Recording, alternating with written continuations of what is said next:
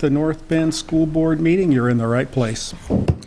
Okay, with that, we'll have a flag pledge. Flag to my left. We'll stand.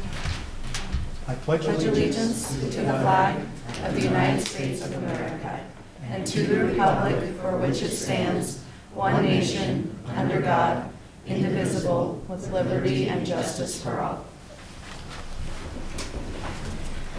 Okay, thank you for that. Roll call. Let's see. We have Mary Schilling, Julie Thies, Christina Simpson, and myself, Jim Jordan. We got 4. We got a quorum. And Steve won't be with us tonight, Steve and Ryan. Item 2, approval of the agenda. Is there a motion to approve the agenda? We'll go ahead and make a motion to approve the agenda as presented. Second. Okay, we have a motion and a second to approve the agenda. All in favor, say aye. Aye. Aye. Okay, 4 ayes. It passes unanimously. Item 3, board vacancy. Dr. Eric Gleason has resigned from the North Bend School Board effective 19 January. I'd like to thank Eric for his contributions to the community, the students. Although I did not always agree with him, I did enjoy having him there for the input. So wish Eric well in his ventures. So the board is declaring a vacancy in the North Bend School District 13 board member position number 7. And the board will determine the procedures to be used in filling the vacancy. The board may begin a replacement process and select a successor. Is there any discussion? Any thoughts on the way we should proceed? What about, I was thinking of taking letters of interest and maybe filling out the questionnaire form, the candidate information sheet that we came up with last time. Mm-hmm. And Okay. then we could meet as a board and go through those letters and Okay. decide on someone. Both positions or just one? Could we also do the other open position at the same time? Wouldn't see why not. So then, well, there's a motion. So there's a letter of interest accompanied by, they would fill out that, the Candidate questionnaire. Information sheet. Okay, from the last time, but we didn't use those, We didn't, but we could determine what questions that we want on there, or we could just have them answer all of these. Whatever. And you whoever, decide. like applied last time, if they're still interested, to just go ahead and just submit the interest, that, we'll just maybe do something different with the questionnaires. I don't know. Yeah, I think we just want everyone to turn in everything the same. Yeah. That would be my.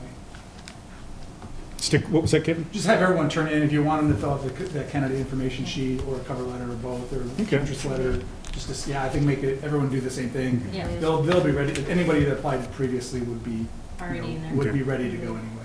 Whoever Okay. wants to like resubmit it, I mean, I don't think all 17 of them are gonna. Probably not. So no interviews is what I'm hearing. Yeah, not The necessarily. letter of expression. Okay. Yeah. All right. Are we good with that? I would prefer we interview them. I would like to do the same process that we did last time. But Okay. I don't know. I feel like you get a little bit more from interviews versus just looking at a Maybe questionnaire. just the new ones, you mean? Mhm. Yes, Okay. yeah, definitely the new ones. Okay. Do you want to interview the previous candidates if they reapply? I think if they're still expressing interest in Mhm. one of the same positions, that we should interview them again. Just Okay. because it's a brand new process with potentially new interviewees. Timeline? March? For the new, for the next session, or no? Interview at the March meeting or a work? Okay. Because Okay. when is the March meeting? I don't have the March date. second? Yeah. Second. Okay, so that would be roughly, okay, Almost a month. yes, yeah. I think that's enough time We'll to get that communication out there. Yeah, since we already previously had communication, Mhm. it'll look very similar. Mhm. If we can maybe review that questionnaire real quick, Mia can send out the questionnaire just to double check that that's what we Mhm. want to send out. and that can get sent out probably by Monday. Okay. Okay. That sounds good. The motion is, well, I don't think we really need a motion. We're going to do a process, application process. Do we need to do a motion for that? I don't think we probably need to do a motion to fill, I think, right? It's if you were gonna do anything other than that. We have declared an open seat, and now you're just discussing the process. Mhm. Process will be, so, So we'll do the interviews at the March 2nd. Okay. And the communication piece would go out by Monday. yeah, Monday, Tuesday at the latest, I think Okay. we'll shoot Okay. for. But we should have it since it's pretty similar to last time. And, Oops, you go ahead. make sure that they know exactly the address to send in, because I had some questions last time of where do I send the information? Where do I apply? Where do I send my letter? An of actual interest? address and email, like, we said email only last time, we could have, Right. they could send it to district office too. Can you Yeah. remind me, Kevin, what avenues we took last time for communication? Was that like on this? We did, I think we've done Facebook, our website, Okay. Twitter, and we can do a press release on it too. I think Okay. and I think we did that last time, so the press release may come a tiny bit later. We'll work with Tracy Lang on a press release that announces the vacancy. Okay. So then maybe at least can get in the paper too. Okay. And we'll keep it open, at least for, I'm guessing almost to the Friday before the board meeting. meeting, kind of like typical. So then maybe we'll close it by Thursday so that by Friday, Mia can get everything in the board Okay. packet for you to review prior to the next Thursday. Okay. Thank you, Kevin. Yeah. Thank you. Thank you for that. Okay. Next item 4, public participation. The board welcomes comments and questions from the public. If you wish to address the board, please fill out the public participation sheet available at the table, the board secretary. We ask you limit your comments to 3 minutes. If more than one person addressing the same topic, we ask that you appoint a spokesperson. I'm not going to read the last part. So, looks like we have one public comment, but 2 people commenting, Lisa Harden and Heather Fleming. I just want to say, as they're coming up here, I want to thank Lisa and Heather for coming up and enjoying us. I invited them, and so as part of their public comment, because I want to celebrate their hard work. They're announcing the recipient of wellness grant, and so I want to make sure that they're here. And so welcome Lisa and Heather. And they did a ton of work, and I know a few other people to get this grant, and they'll tell you more about it. Okay. In October, I shared with the board that the members of the North Bend School District Wellness Team were applying for a grant with the OEA Choice Trust. We're here to share that North Bend is one of only 4 districts in the state receiving this funding. This grant provides $100,000 over the next 5 years to use for employee wellness programs. We're combining these funds with another $10,000 grant from our district's insurance provider, MODA, to provide chair massages, fresh fruit, periodic healthy staff lunches, social opportunities, fitness classes, and walking and water challenges to the North Bend School District employees this upcoming year. We'll continue to survey staff and change our program each year to meet the needs and requests of our staff. We're hoping this program will have a positive impact on the North Bend School District staff and their wellness goals. Did I hear that right? It was 100,000? Over 5 years, Wow. So it's like for all employees, regardless of their job I classification. think we're planning on about 21,000 of grant funds, and then there's some matching and in-kind funds from the district as well. So I think a total of about 48,000 spent this year. Congratulations. Yeah. Some of their feedback they were saying is it was one of the best grants that the OEA Choice Trust has seen. So Awesome. So they did a nice job. So. Nice. Thank you. You ladies wrote the grant? Yes? Nice. Thank you. Good job. Yeah, great job. Thank you.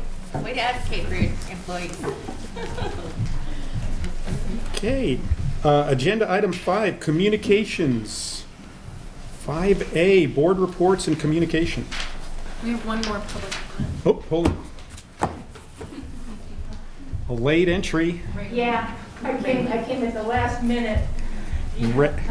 Raylyn. Yeah, Ray Lee Cousins. Cousins. I live at Saunders Lake. My kids went to school here, been here over 50 years. And my husband pointed out to me that North Bend School District announced on Wednesday that they had increased in graduation rate, and that was pretty exciting. I was happy about that. And also that there was an increase in the identification of multiracial students. And I thought that was good because they did not feel afraid to identify themselves. and that the virtual academy had an increase of their graduation rate as well. And so anyway, I just wanted to congratulate our superintendent and our school district for this nice, success. So, thank you. Appreciate it. Thank you, Riley. Thank you. Okay, before we move ahead, is there any others? All right. Okay, 5A, board reports and communication. Silence. We'll move on. 5B, student representatives to the board, high school representatives. I'm back. Great. Lots been happening at our school. So winter sports are in full swing. We have over 150 students participating in athletics. Winter sports are basketball, swimming, wrestling, cheer, bowling, and equestrian. Spring sports are just around the corner. Spring sports include tennis, softball, baseball, golf, and track and field. Our equestrian team will ride in the South Valley meet at Oregon Horse Center this weekend. Our swimmers have their district meet next weekend in Cottage Grove. On Wednesday, our band played at the OMEA District 7 Jazz Band Festival. Both high school and middle school jazz performed with 3 other bands from the South Coast. Also, our jazz band just had a wonderful Thanksgiving concert event on the 29th. They worked together with the Blazing Bulldogs to raise funds for the high school and middle school jazz bands. The North Bend High School Choir program presents Sweetened Songs. This is a Valentine's Eve choir fundraiser. The concert is on February 13th at 7 p.m. in the multipurpose room at North Bend High School. Please join us. This spring season, North Bend High School Esports has officially joined the ranks for other OSAA approved sports. 10 students will be participating in 2 OSAA approved games, Rocket League and Super Smash Bros., and competing for state championships. Overall, the team has grown to over 50 active players and 7 different competitive games in the fall season. 3 of our teams placed in the top 10 for regional competitions, and 1 team, our varsity Super Smash Bros. Team, placed second out of 40 other high schoolers teams in our region. The esports team is one of the most frequented rooms at North Bend High School and has been an elective tool to encourage academic success and social emotional health. We look forward to bringing home a state championship win this year and establishing our program as a permanent part of North Bend High School and North Bend School District. Our basketball teams are at home tomorrow night. The varsity girls play Marist at 5:45 and the varsity boys play at 7:15. The Hesperian players and Drama Dogs are excited to announce their new production, Puffs, or 7 Increasingly Eventful Years at a Certain School of Magic and Magic. That's a long name. Good. Woo! It's an original play by New York-based playwright Matt Cox. This will open May 10th and run for 2 weekends.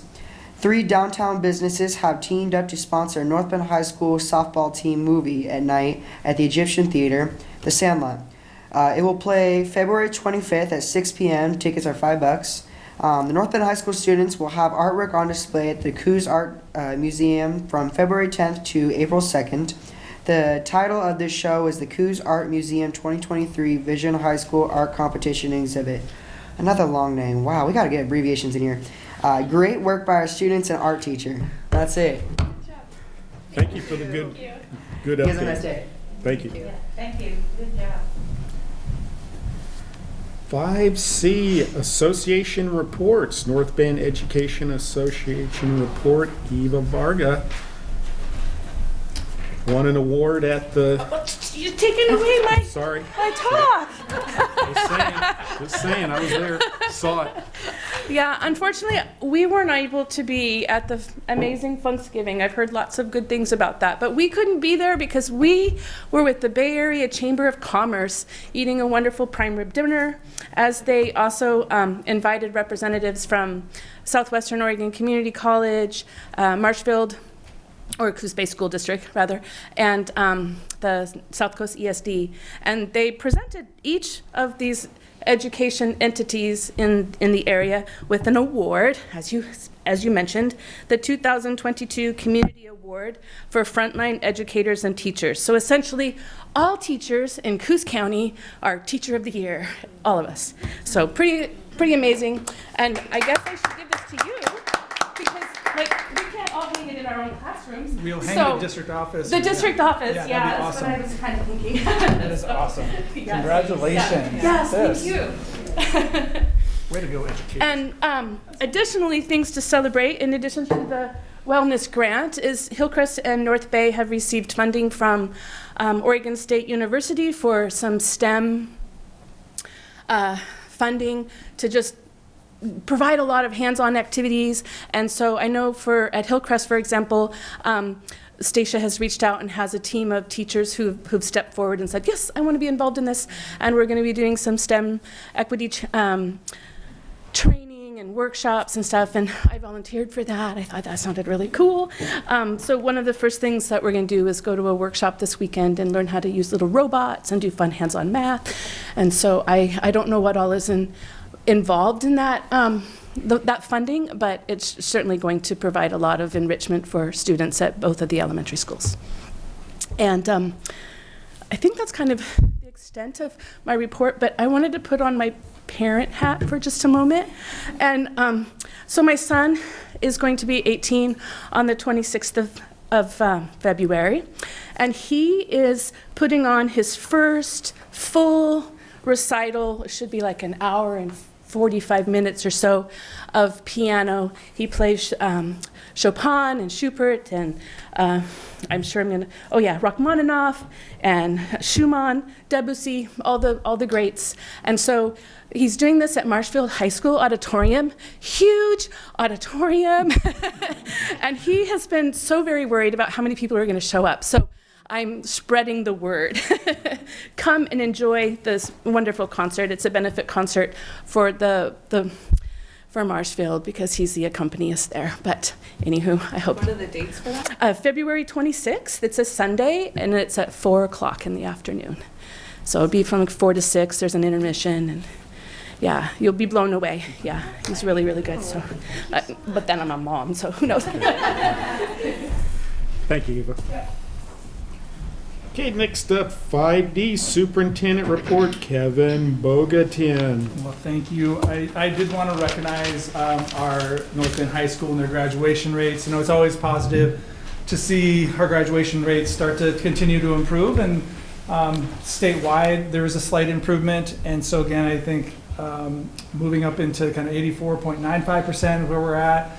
I always am trying that half glass full, right? There's still 15% of our kids that aren't getting over the line, so we still have work to do. But we see these increases, and I think due to a lot of factors, I think bridges and some of these other things and the hard work at our high school. So want to make sure we celebrate them. I'm also, promising to see Evergreen Virtual increase their graduation rate by 10%, and they still have a ways to go, but that is a promising move in the right direction. We're hoping to see, again, that continued growth for them. I do want to announce, the Black History Month. North Bend School District embraces the rich cultural contributions of all of our students and families. We're proud to recognize Black History Month. As we observe Black History Month throughout the month of February, it's interesting to take a look back at where this celebration began. Harvard scholar Dr. Carter G. Woodson, known as the father of Black history, began promoting what was then called Negro History Week in 1926 during the second week of February to celebrate the birthdays of Frederick Douglass and Abraham Lincoln, two men who had greatly impacted the black population in America. Over in the ensuing decades, it has evolved into a 4-week-long celebration of African American history, which is far too often ignored or underrepresented in the telling of American history. Almost from the beginning, Mr. Woodson knew it would be important to have an annual theme for Black History Month, a tradition that began in 1928. This year's theme is Black Resistance, as determined by the Association for the Study of African American Life and History, the organization that Mr. Woodson founded. There's information on here that they can find on their website and additional at blackhistorymonth.gov. This month is also Career Technical Education Celebration Month, and so to raise awareness of the role of our CTE in preparing our learners for college and career success. CTE Month is also a time to recognize and celebrate the achievements and accomplishments of our CTE partners at the local, state, and national level. This February provides an opportunity to showcase each of our CTE programs of study on our website and social media. We'll be looking to share stories about our high-achieving CTE learners, exemplary educators, and impactful partners that are a positive influence in CTE. We invite you to take some time this month to reflect and celebrate with us. This week, Governor Kotek released her proposed budget for the 23-25 biennium. I've attached her entire budget document on here. I won't read that.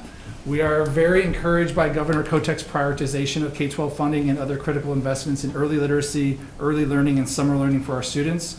We're especially grateful for the $9.9 billion appropriation to the state school fund, an increase of $400 million from the initial recommendation from the state budget office.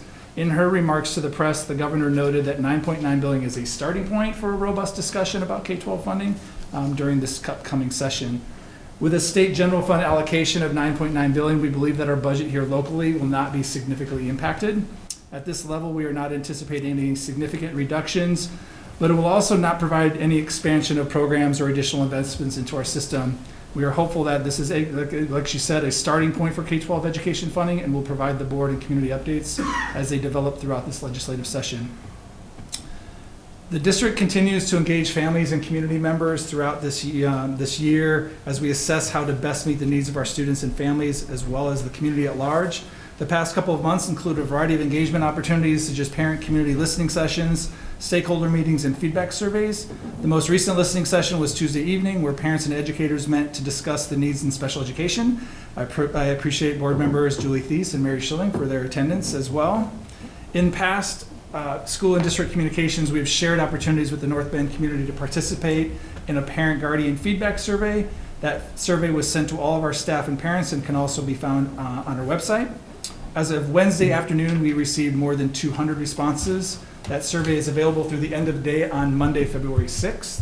As we finish up listening sessions, we'll be bringing a district-wide team together to review needs that have emerged through our data collection, survey feedback, and listening sessions.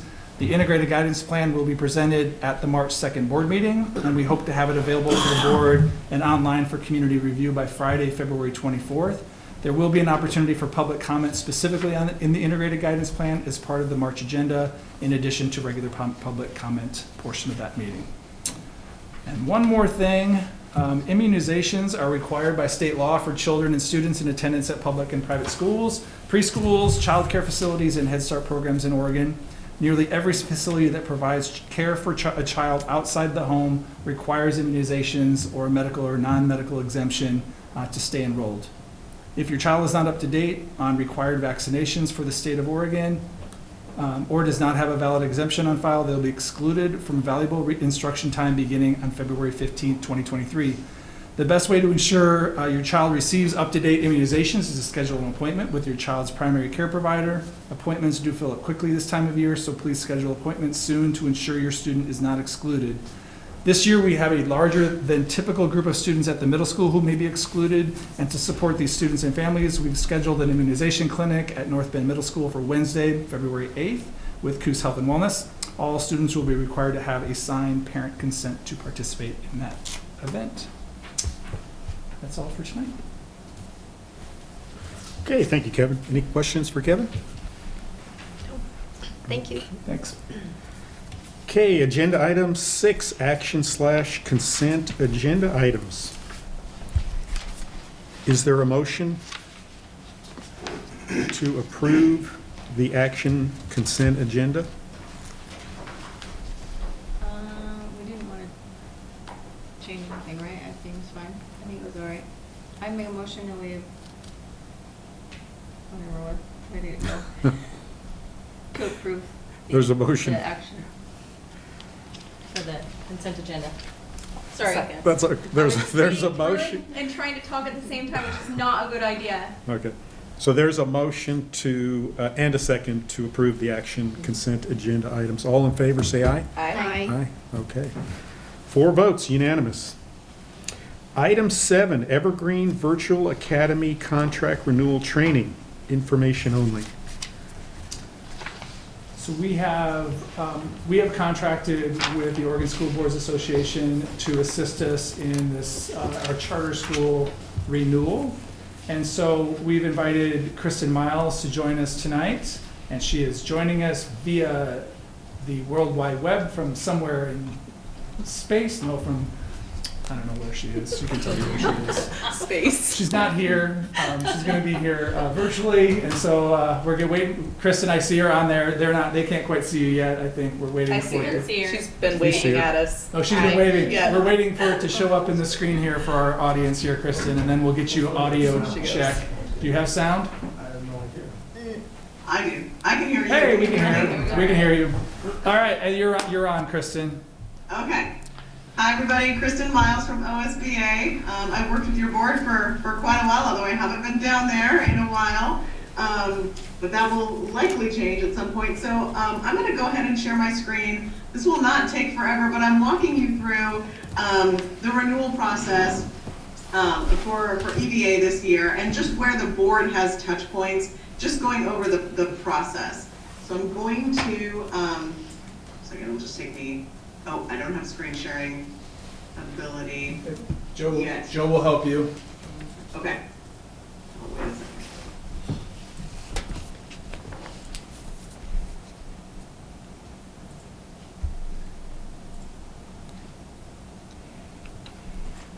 All right, try it now. Okay. Got it. Let me.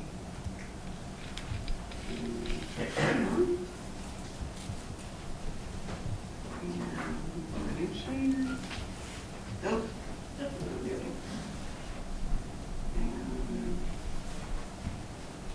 One second. Not doing it right.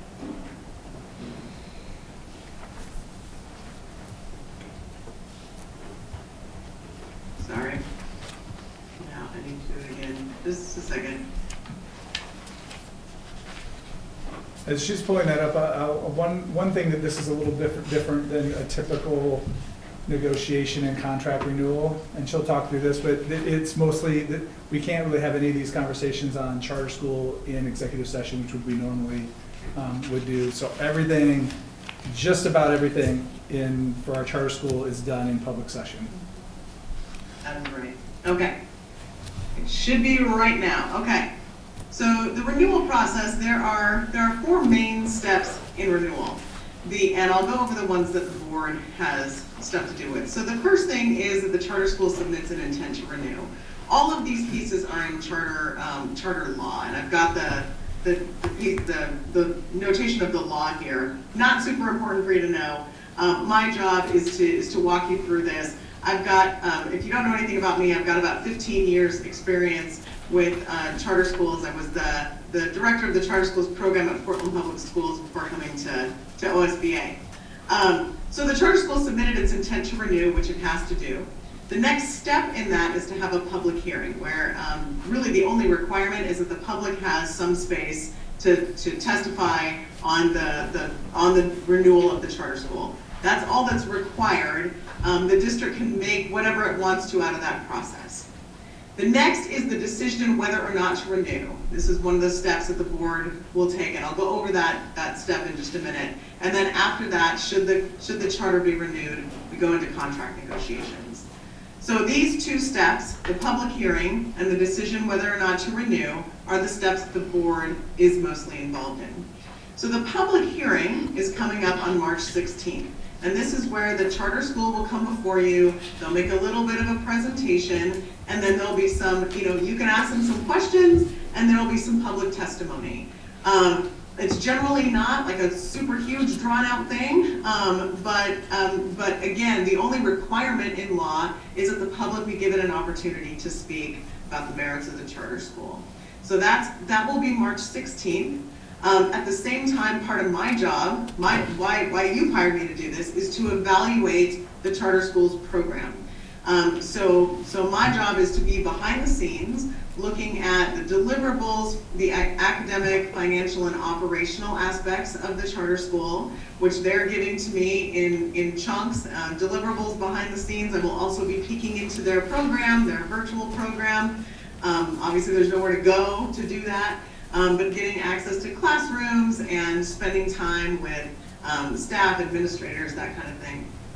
And after the public hearing, and after we look at all those pieces, then there's just the decision whether or not to renew. And that is also where the board comes in. You will vote based on some statutory criteria, which I'll show you in a moment. Should you vote to renew, then we go into contract negotiation. That is largely administrative. You don't have anything, and when I say you don't have to have much to do with that.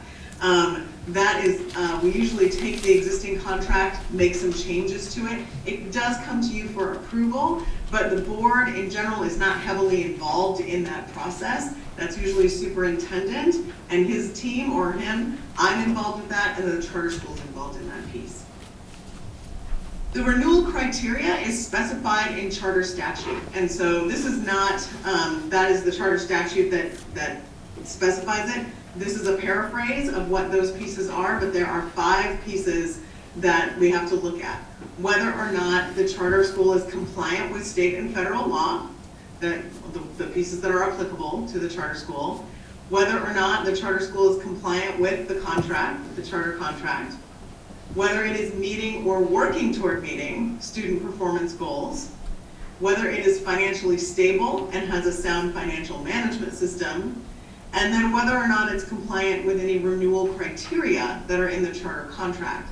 This one is not often used because there's not often a lot of renewal criteria in the charter contract. So if there's not anything in the contract that says, hey, in order to be renewed, you have to have this happening, then that's not something that we look at. But if there is, then we would look at that as well. Other than that, those are the criteria that we look at. You would get, actually Kevin would get a report and recommendation from me aligned to these criteria saying, here's what I saw, here's my recommendation aligned to these criteria, and then that would go forward to you, and that's what you would base your determination on. So those are the steps in the process, and I can go through any and all of those again. The steps are pretty simple. It's the background work that is busy. But at this point, wondering if you have any questions or what you would like to discuss. If any. The March 16th meeting will be virtual. We have a virtual charter school, so we are not forcing them to come and travel down. So it will be a virtual meeting, just so that we can have as many of their board and administrator parents being able to attend from wherever they are in Oregon. So we thought that was most appropriate. I think for this charter renewal, a little bit awkward, but we should have a screen full of faces. Okay, that sounds good. I guess one thing I'd like to see is, their metrics, the key metrics they have, how many students in the program, what's the average length, duration of a student is in the program. And I'm sure there's some others, but if you could make sure they have that, I just think when I saw the duration of time the average student was in there, it was pretty short. I'll make sure, Kristen, maybe you can remember to forward that on to them. Because they are going to be giving you an abundance of information on their charter. So we can make sure that they have some of that information. That's probably an easy one for them to calculate. Yeah, certainly. That's probably one that they will want to provide. A lot of virtual charter schools do see some of that as kids come in and out. So that's one that I often see virtual charter schools want to provide is the length of stay of kids. Yeah, because I think it does have a factor probably in their performance to some level. So.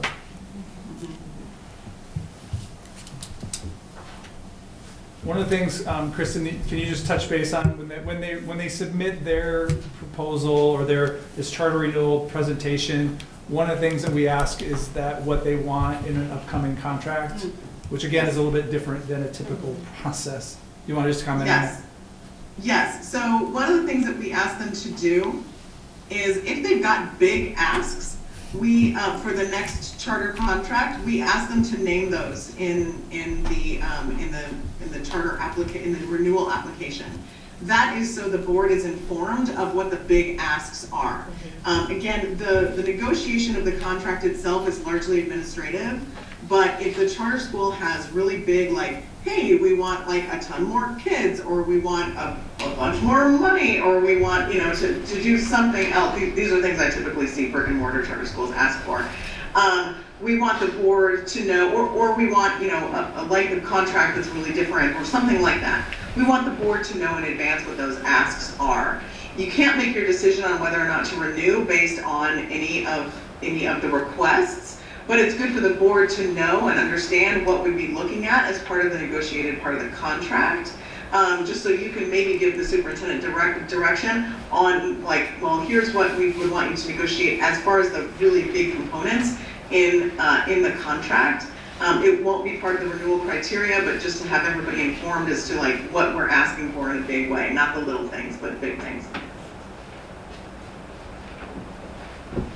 Yeah, thanks for that, because I don't think we've negotiated any of these since we've been here. Yeah, we're going to be relying on you, Kristen, as our subject matter expert to say, hey, this is run of the mill, this is standard, and this is not usual, this request here. So yeah, great point. Thank you, Kevin. Yeah. And I'll work closely with Kevin to do that. It's sort of a pretty standard process that I follow to do that, and I partner closely with the superintendent always throughout that process.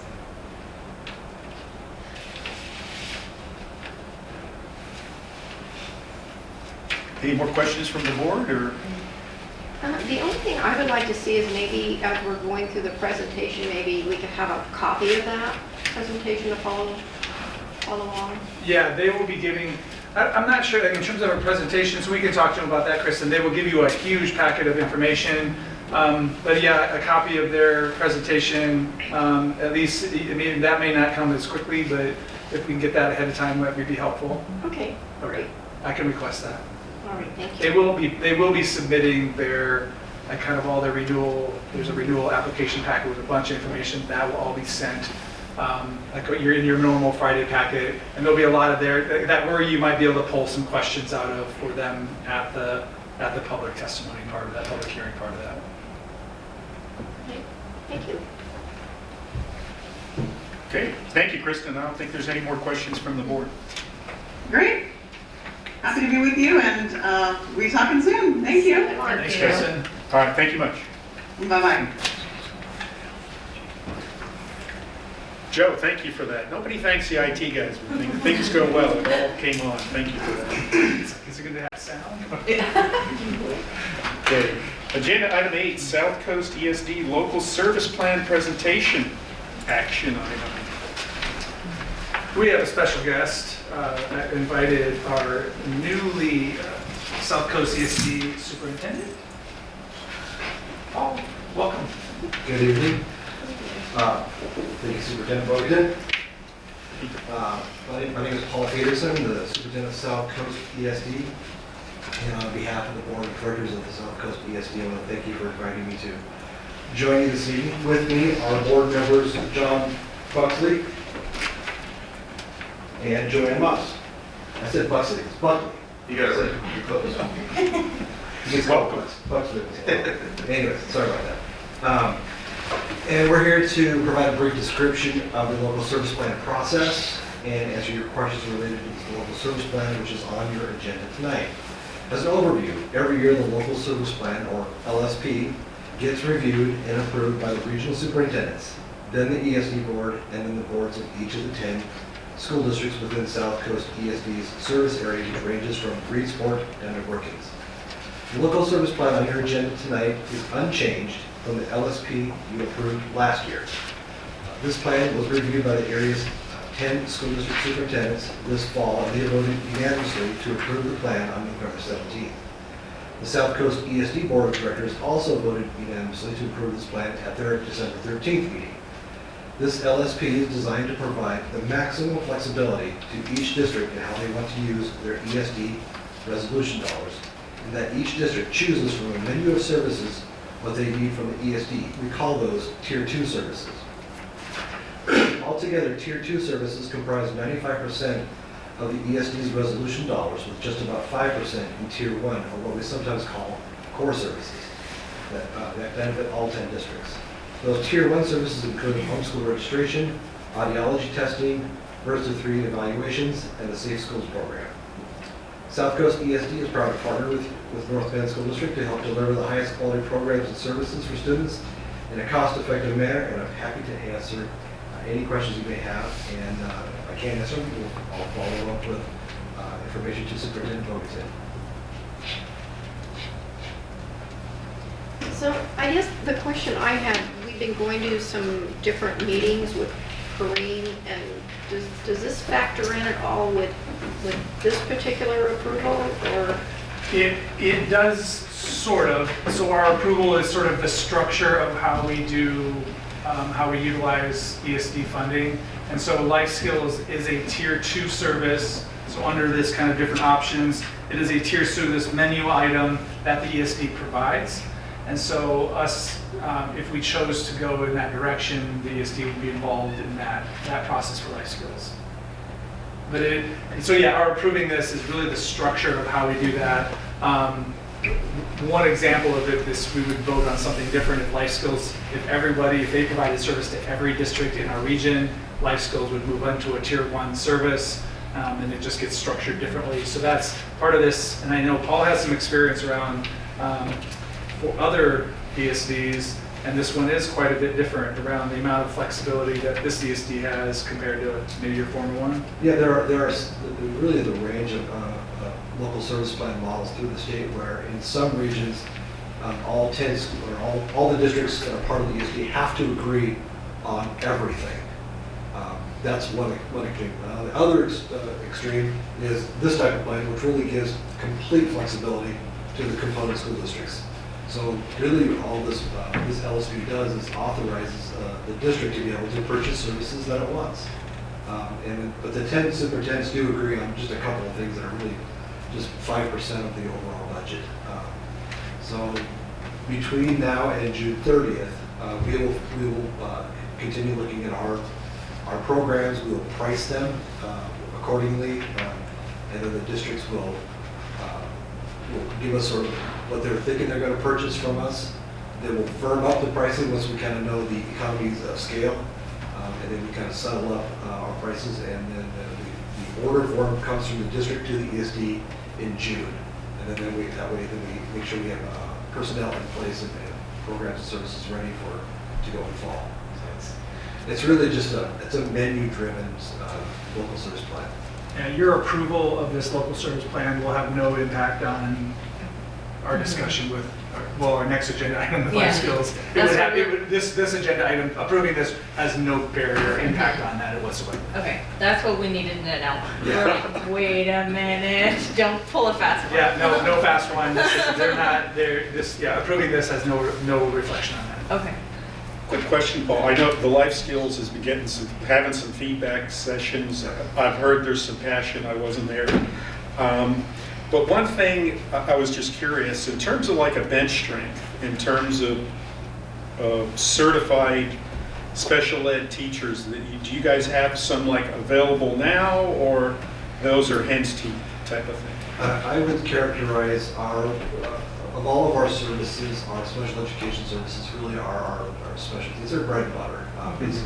We have a robust system of supports and training for our employees because we expect to be able to provide high quality programs like ALS for the districts that purchase that from us. And I will say that sometimes our services are cheaper, sometimes they're not cheaper. And that is just, we create value in a variety of ways. Sometimes it's because it's a convenient thing to be able to purchase a service one year and then maybe not purchase it the following year. So that's a way of creating value. But I will characterize our special education services as very high quality, and we're kind of known for that. Okay. Yeah. So do you have anybody, you got any bench on the bench or available? I have an outstanding executive director of special student services who would oversee the hiring and staffing up for that program. There are statutes that govern how when two public entities merge a program that really protect the employees and protect their seniority, protect their compensation, that kind of thing. So if there was a coming together on that program, the employees would very likely, in majority, come with the program. Okay. But all of that is a long ways from being worked out, and I will just characterize the South Coast ESD stance is that we are here to serve whatever works best for your district. Appreciate the a la carte menu. Yeah, That's good. I guess I can't help myself on this. I read your one pager. I do read the stuff you send over. And under school improvement services, second to last comment, I see services designed to address school-wide behavior and climate issues. I'm just having you on a little bit, but I don't think I'd be requesting those. Speaking as a board member, so, just a little humor. So, is there a motion? I move to approve the 2023 to 2024 local service plan with South Coast ESD. I'll second that. Okay, there was a motion and a second to approve the 2023-2024 local service plan with South Coast ESD. All in favor, say aye. Aye. Unanimous vote. Okay, thank you, Paul. And board members, thank you for coming on over. Thank you very much. Thank you. Okay, next up, we have item 9, life skills update, information only. And that is going to be me tonight. So Corinne Ross is out on bereavement leave. So she had I won't say any more than that. She can't make it tonight. And so we have been exploring this kind of transition of life skills. We've met with teachers, we've met with parents, we've had lots of conversations. There was a lengthy Q&A document meeting with Paul's staff, and we sat through and they kind of reviewed all these different things. We did a full financial analysis that was completed at the completion of their negotiation. And all of that has really landed us in here in front of you today with really a recommendation that we retain life skills within the school district.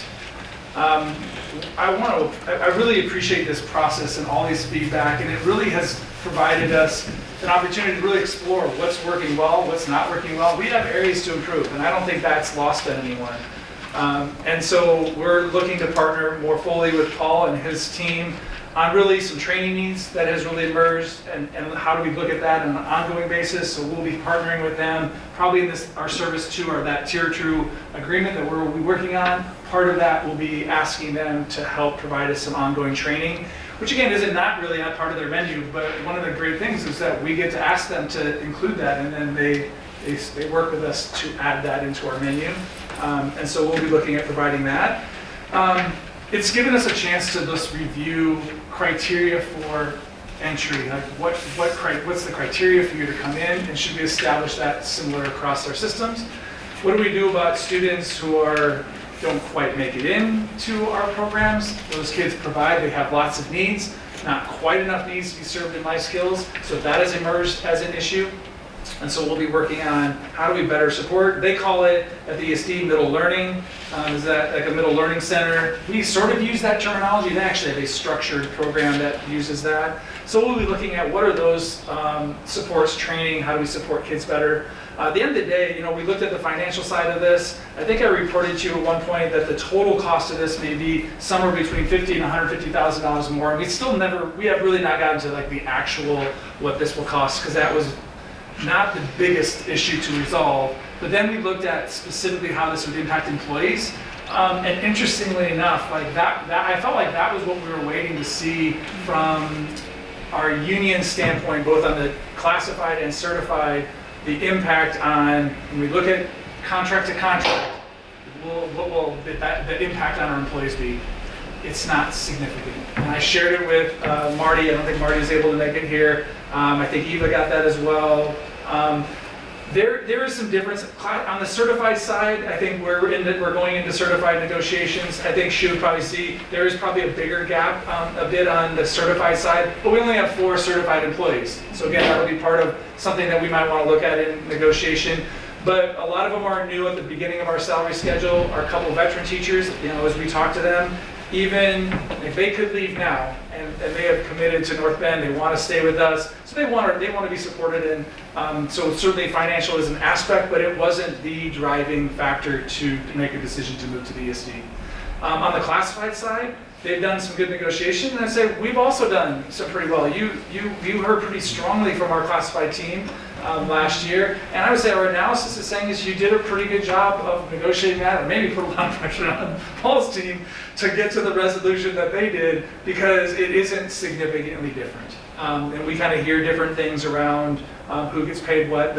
I think there's not significant differences. as you look at the whole package. They have done some very interesting things around benefits and made some big changes, and we can talk about that because I think longer term that may be a place that we can save money on an individual basis and share that with employee groups. But again, in terms of the big picture of this, that's what we're looking at, is kind of across the board. Is this a significant benefit for our employees to move over to the ESD, to retain them, to employ them, to hire them, and we're not seeing that enough to drive to have them sitting here tonight telling you we're ready. You heard them previously saying they're not hugely supportive of this.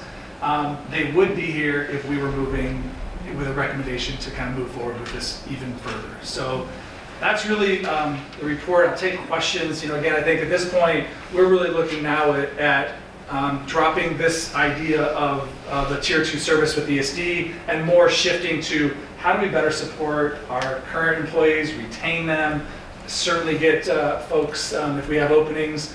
I don't even want to say it out loud. We don't have any current openings in those positions. I hope they'll stay as we're working on certification.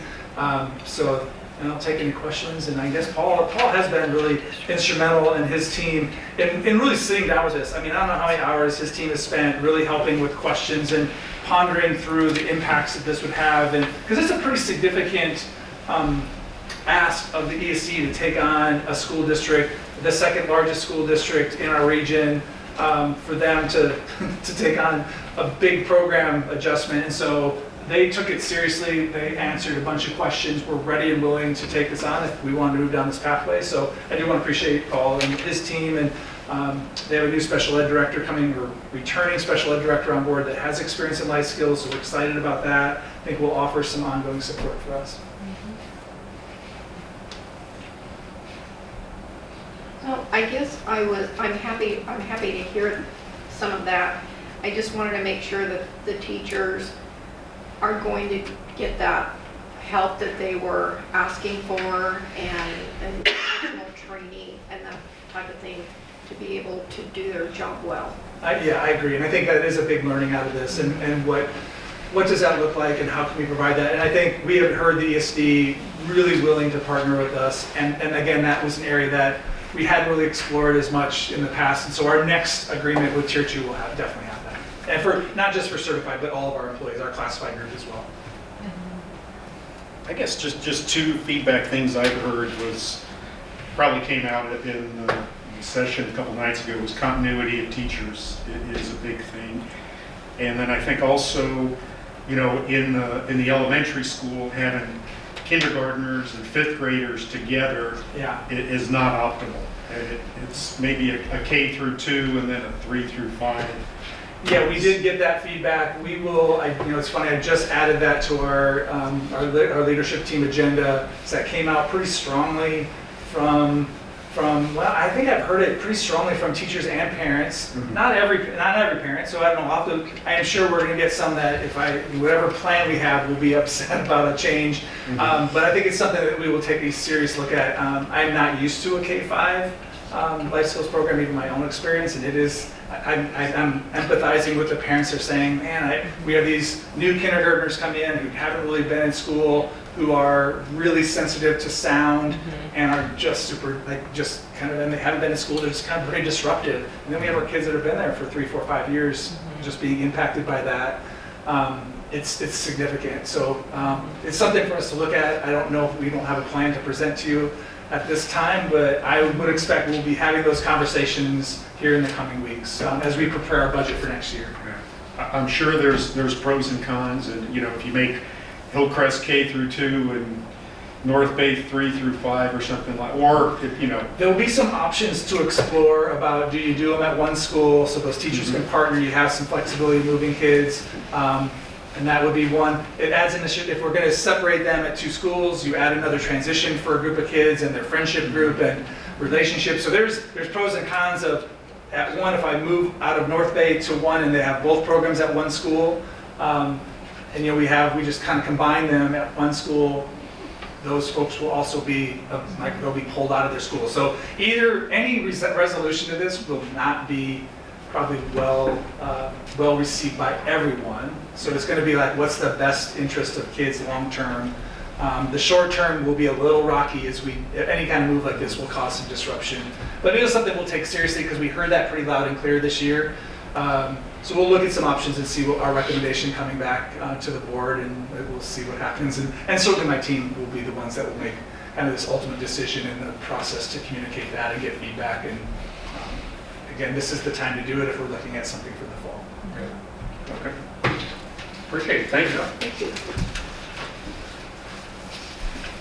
Okay, item 10, first read policies, information only. Item A, IGBAF-AR, special education IEPs. I can talk about this. Thank you. So, IGBAF-AR is our administrative regulation. So this is required language change or required language addition. They added a section into this administrative regulation. It's individualized COVID recovery plans. And Corrine, our special education director, has already been doing this. Last year, they already developed individualized COVID recovery plans for all of our special ed students. They did a lot of work for this already. So this language is kind of coming a little late. We've already done this, but the language is coming from the state that it is required that we do this. So our SPED department has already done this, and now we just need to show that this language is in our policy.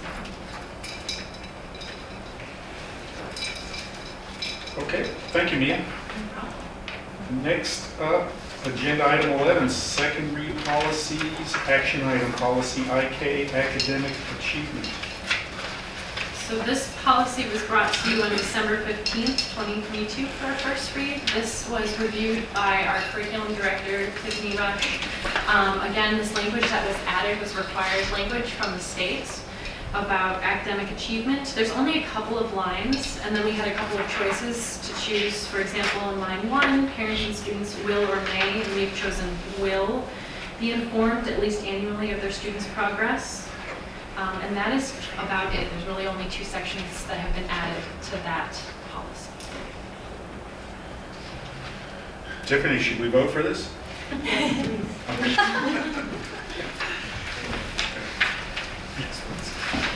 All right. Is there a motion to approve the second read policy, academic achievement? I'll go ahead and make a motion to approve the second read policy IK, academic achievement. Second that? Okay, there's a motion and a second to approve second read policy IK, academic achievement. All in favor, say aye. Aye. Aye. We did it because Tiffany said so. Thank you. Thank you. Okay, item 12, board comments. I do have a comment. There is right now in the legislature pending Senate Bill 767 for parents and constituents that are interested in charter schools. For further information, you can log on and look at Senate Bill 767, or you can contact Senator Dick Anderson, who is on the Education Committee. I'm sure they appreciate any feedback.